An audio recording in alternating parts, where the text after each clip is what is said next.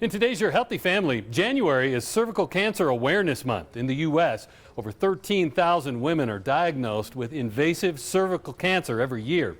And it's important to know the warning signs because early treatment is key.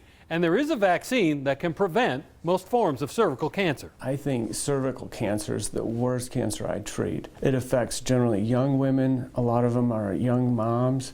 So I see these beautiful young women dying or suffering from a cancer that often is preventable with a simple screening test. It robs them of their chance of being mothers, and it can rob their life. And that's why Dr. Dirk Picard says knowing the warning signs of cervical cancer and having annual screenings is so important. Cervix cancer does have the screening test. It's the pap smear. And it also has some warning signs that are a little more obvious than, say, ovarian cancer. Any abnormal bleeding between cycle is a warning sign. If somebody has spotting or bleeding after relations, that's a warning sign. Those things need to be checked out. And the key to cervical cancer is to catch it early. The earlier we catch it, the more likely of a complete cure.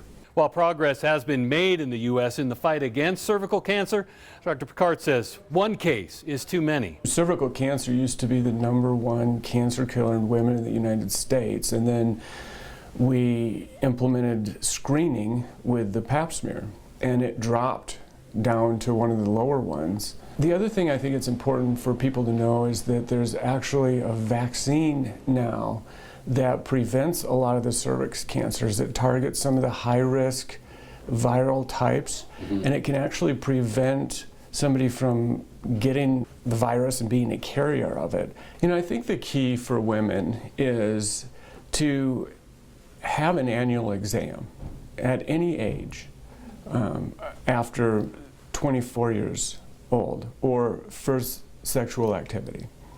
And then a pap smear should be done per guideline. Women over the age of 60 may not require a pap smear, but they should have an annual examination.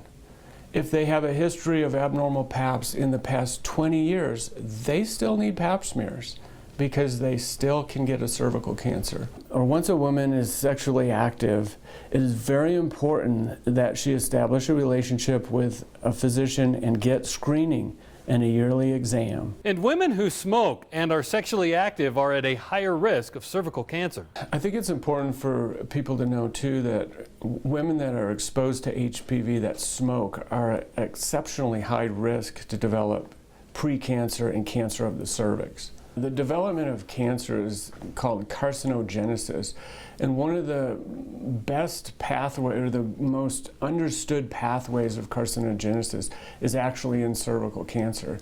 We know what roles tobacco exposure plays in that process. Tomorrow we'll be sharing Amber Appleton's story. She's a Colorado Springs wife and mother of 3 and cancer survivor. She pulls no punches when sharing her difficult journey and how she works to help other women along this path. For Your Healthy Family, I'm Ira Cronin.